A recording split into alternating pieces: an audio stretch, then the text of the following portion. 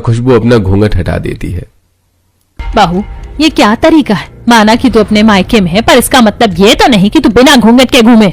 माफ करना माँ जी, पर मैं अपने मायके में ही हूँ। भूल गई आपकी बेटी अपने मायके में कैसे रहती है। शुक्र मनाऊं कि मैं आपकी बेटी की तरह ड्रेस नहीं पहनती, इसीलिए यहाँ पर तो मुझे घूंघट की उम्मीद मत ही कीजिए। खुशबू, ये तो कैसे बात करी अपनी सास से? मैंने क्या तुझे यही सिखाया? माना कि तू अपने मायके में है, पर इसका मतलब ये तो नहीं कि अपनी मनमानी करे। घूंघट ना सही पर सर पर तो पल्लू रख, तेरे जेठ और ससुर भी हैं। बहन, मैंने कभी शिकायत नहीं करी, पर आप खुद ही देख लीजिए आपकी बेटी कैसी है। शांति की बात सुनकर आशा शर्मिंदा हो जाती है, तो वहीं खुशबू को बहुत बुरा लगता है और वो गुस्से में घूंघट कर लेती है। कुछ देर में खुशबू अपने पूरे परिवार के साथ अपनी माँ की 26वीं शादी की सालगिरह मनाकर अपने घर आती है।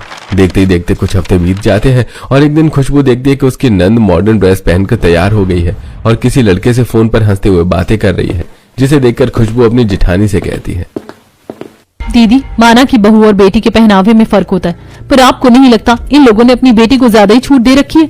ठीक है, मॉडर्न ड्रेस पहनती है, पर अब नंद जी के कपड़े तो समय के साथ और छोटे होते जा रहे हैं। और देखिए कैसे किसी लड़के से फोन पर हंस हंस कर बातें कर रही है। आपको नहीं लगता हमारे ससुराल वालों की सोच बहू और बेटी को लेकर बहुत अलग है? क्या आपके मायके में भी ऐसा ही होता था? नहीं नहीं खुशबू, बिल्कुल भी नहीं। माना कि बहू घूंघट में रहती है, पर बेटियों की भी मान मर्यादा होती है। शादी से पहले मैं सूट सलवार में रहती थी और लड़कों से बात तो दूर की बात है, मैं उनकी तरफ देखती भी नहीं थी। सही कह रही हो तुम, हमारे साथ तो यहाँ पर गलत हो रहा है। बहू घूंघट में रहे और बेटी अपनी टांगे और कमर दिखाए। पूजा को घूंघट, साड़ी, किसी भी चीज से परेशानी नहीं थी। अब उसे भी अपनी नंद की कपड़े और अपने ससुराल वालों की सोच पर एतराज होने लगता है। ऐसे एक रात खुशबू पानी पीने के लिए रसोई में जाती है और अपनी नंद की खिड़की खुली देखकर उसे बंद करने लगती है और देखती है कि उसकी नंद 10 बजे रात को, जब घर के सभी लोग सोने की तैयारी कर रहे थे, तब किसी लड़के के साथ बाइक पर आई है और वो लड़का कोई और नहीं उसका भाई होता है। तो उसके पैरों तले जमीन खिसक जाती है। ये सब क्या है? तो नंद जी शॉर्ट्स पहनकर मेरे भाई से मिलने जाती है, इसका मतलब इनका अफेयर चल रहा है। खुशबू, इसीलिए कहते हैं भगवान जो करता है अच्छे के लिए करता है। जैसे मेरी सास वैसे मेरी माँ, बेचारी मेरी ननद, उनकी शादी तो अपने भाई से करवा कर ही रहूंगी। और जब मेरी ननद रानी ससुराल में घूंघट करेंगी तब माँ जी को पता चलेगा। अमीर नंद और भाई को साथ में देखकर खुशबू को काफी खुशी भी होती है और अगले दिन जब काजल जॉगिंग के लिए बाहर जा रही होती है तो खुशबू उसके पास आती है और कहती है, काजल, माँ जी तो लव मैरिज के लिए मान जाएंगी, पर तुम्हारी होने वाली सास यानी कि मेरी माँ लव मैरिज के लिए कभी नहीं मानेंगी। मुझे सब पता है तुम मेरे भाई को पसंद करती हो। अगर मेरे भाई से शादी करना चाहती हो तो इसमें मैं तुम्हारी मदद कर सकती हूँ। भाभी जी, आप क्या कह रही हैं? आपको कैसे पता चला ये सब? नंद जी, अब इस घूंघट की इतनी आदत हो गई है कि मैंने अपनी 2 आंखें घूंघट के ऊपर भी लगा दी। इस घूंघट के नीचे से ही सब दिखता है मुझे। कोई बात नहीं, मैं अपनी माँ को समझाने की कोशिश करूंगी, आप माँ जी को बता दो। खुशबू की बात सुनकर काजल को काफी खुशी होती है और काजल राहुल के बारे में घर वालों को बताती है। काजल के घर वालों को इस रिश्ते के लिए कोई ऐतराज नहीं होता, पर जब शांति को पता चलता है तो वो अपने बेटे पर काफी भड़कने लगती है और जब फोन पर खुशबू अपनी माँ को समझा रही होती है तो आशा अपनी बेटी को ही सुनाने लगती है। खुशबू, पागल हो गई है तू? तूने अपनी नंद के कपड़े देखे? अरे मैंने अपनी बेटी को कभी आधी बाजू का सूट नहीं पहनने दिया और मैं घर में ऐसी बहू लेकर आऊं जो मॉडर्न कपड़े पहनती है? बिल्कुल नहीं, ये लड़की तुम्हें नाक कटवा देगी। मुझे नहीं चाहिए इतनी मॉडर्न बहू। माँ, तुम ही तो कहती हो बहू और बेटी के पहनावे में फर्क होता है। मायके में मेरी नंद कुछ भी पहने, तुम्हें उससे क्या? ससुराल में वो तुम्हारे हिसाब से कपड़े पहनेगी, घूंघट और साड़ी में ही रहेगी। चलो तुम्हारी बात मान लेते हैं। अगर तुम राहुल की शादी किसी और लड़की से करवाती हो तो क्या तुम्हें पता चलेगा वो लड़की अपने मायके में कैसी है? नहीं ना, ससुराल में तो वो तुम्हारे हिसाब से ही रहेगी। राहुल की जिद और खुशबू के कहने पर आशा इस रिश्ते के लिए मान जाती है और उसके बाद काजल काफी ज्यादा खुश होती है और अपनी भाभी के गले लगकर कहती है, भाभी आप बहुत अच्छी हैं, माफ करना अगर कभी भी आपको मेरी किसी भी बात का बुरा लगा हो। कोई बात नहीं काजल, ननद भाभी में इतनी नोक झोंक तो चलती ही रहती है। वैसे बहुत जल्द तुम भी मेरी भाभी बनने वाली हो। बेचारी मेरी ननद, अब इसको भी समझ में आएगा कि जब लड़की मायके से ससुराल में जाती है तो उसे कितनी सारी चीजों का सामना करना पड़ता है। अब इसे एहसास होगा कि मैं इसके मायके में कैसे रह रही हूँ। रिश्ता तय होने की वजह से काजल भी अपनी भाभी के काफी करीब आ जाती है। समय गुजरता है और बहुत जल्द राहुल और काजल की शादी हो जाती है। जब काजल बिना घूंघट किए अपने ससुराल जाती है तो आशा तुरंत काजल को कहती है, बहू ये तुम्हारा मायका नहीं है, ससुराल है। मैंने अपनी बेटी को भी कभी इतनी छूट नहीं दी और तुम हो कि शादी करते ही ससुराल में बिना घूंघट के आ गई। क्या तुम्हें पता नहीं पहले बहू की मुंह दिखाई होती है। पहले ही सभी को अपना मुंह दिखाने का इरादा है क्या? काजल, माँ की बातों का बुरा मत मानना। माँ थोड़ी पुराने ख्यालात की है। कोई बात नहीं, मैं समझ सकती हूँ। मैंने देखा है अपने घर की भाभियों को, घर की बहुएं कैसे मान मर्यादा में रहती हैं।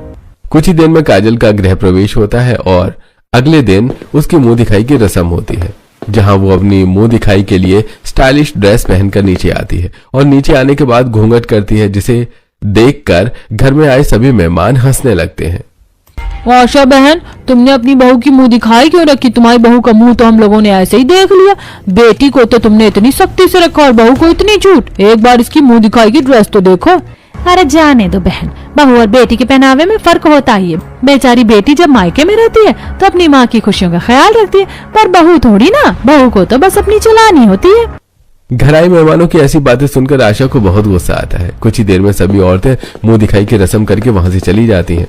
अगले दिन जब काजल की पहली रसोई होती है तो वो सूट बनाकर तैयार हो जाती है और बिना घूंघट किए खाना बनाने जाती है, जहां राहुल उसकी मदद करवा रहा होता है। और ये देखकर आशा अपनी बहू को भला बुरा सुनाने लगती है। कल 10 लोगों के सामने मेरी बेइज्जती करके तुझे खुशी नहीं मिली, जो इस तरह की हरकतें कर रही है? मुझे पहले से ही पता था कि शादी के बाद भी तू अपने रंग ऐसे ही दिखाएगी, इसीलिए मैं तुम्हारी शादी नहीं करवाना चाहती थी अपने बेटे से। देखा है मैंने शादी से पहले तो किस तरह के कपड़े पहनती थी, पर बहू रानी अब तुम्हारी शादी हो गई है। बेटी थी इसीलिए अपने मायके में जो पहनना था पहन लिया, पर ये तुम्हारा ससुराल है। आई बात समझ? माँ, तुम बेकारी मेरी बीवी पर नाराज हो रही हो। शादी से पहले तुम दीदी के साथ ऐसे ही करती थी और अब मेरी वाइफ के साथ। मैं ये बर्दाश्त नहीं करूंगा। ओह बेटा, तू शादी होते ही जोरू का गुलाम बन गया है। खुशबू सही कहती थी, मेरी बातें सिर्फ वही सुन सकती है, बहू नहीं। ना सिर्फ बहू और बेटी के पहनावे में फर्क होता है, बल्कि बहू और बेटी में भी फर्क होता है। माँ यार, अब तुम कुछ ज्यादा ही ओवर एक्टिंग कर रही हो। दीदी के भी साथ तुम ऐसे ही करती थी। आखिर ऐसा कब तक चलेगा? दुनिया बदल रही है। जब तुमने अपने बेटे को लव मैरिज करवा दी तो बहू को भी थोड़ी छूट दो। वो कौन सा ससुराल में शॉर्ट ड्रेस पहन रही है? आखिर सूट में क्या खराबी है? और घर में तो कोई मर्द भी नहीं है, फिर घूंघट की क्या जरूरत है? मैं अपनी बीवी को समझा दूंगा कि वो कभी बाहर जाए तो घूंघट कर ले, पर घर में तो उसे सूट वगैरह पहनने दो ना। राहुल की बातें सुनकर आशा रोते हुए अपने कमरे में चली जाती है, तो वहीं काजल भी अपनी माँ को फोन करके शिकायत करती है। माँ, आपको पता भी है हमारे साथ क्या हो रहा है? अब मुझे भाभी का एहसास हो रहा है। जब आप उन्हें कपड़े के लिए रोक टोक करती हैं, जबरदस्ती उनसे घूंघट करवाती है, तो उन्हें कैसा लगता होगा? शादी से पहले मुझे इतनी छूट मिली, पर शादी के बाद आते ही मुझे यहाँ घूंघट करवाया जा रहा है। मेरी सास कह रही है कि मैं साड़ी पहनूं, जैसे ससुराल में भाभी करती है। माँ, मैं ये सब नहीं कर पाऊंगी। अब बात करो प्लीज। मैं तो अपनी सास को खुश करना चाहती हूँ, पर उन्हें तो मेरे पहनावे से ही दिक्कत है। जब से आई हूँ उनकी कड़वी बातें ही सुन रही हूँ। हाँ बेटा, मैं बात करूंगी। काजल से बात करके शांति जैसे ही फोन रखती है, विनोद और अमित शांति से कहते हैं, माँ, आप उनके घर के मामलों में मत पड़ो तो ये अच्छा है। जब तक वो यहाँ थी वो अपनी मर्जी के कपड़े पहन पा रही थी, क्योंकि वो इस घर की बेटी थी, पर अब वो किसी और के घर की बहू है।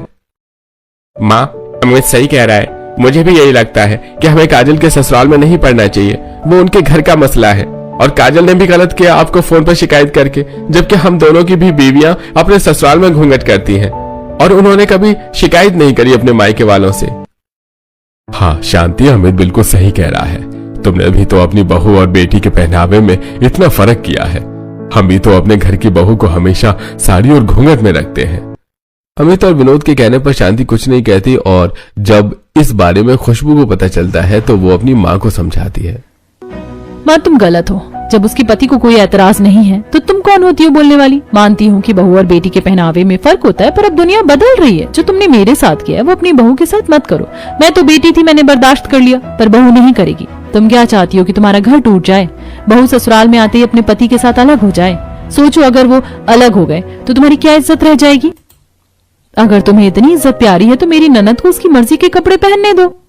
खुशबू के समझाने पर आशा डर जाती है और उसके बहू बेटे उसे अकेला छोड़कर न जाए, इसलिए वो काजल को उसकी मर्जी के कपड़े पहनने की इजाजत दे देती है। तो वहीं जब खुशबू अपनी माँ को समझा रही होती है तो उमा, पूजा और बाकी के घर के सभी लोग खुशबू की बातें सुन लेते हैं और उमा खुशबू से कहती है, बहू माफ करना।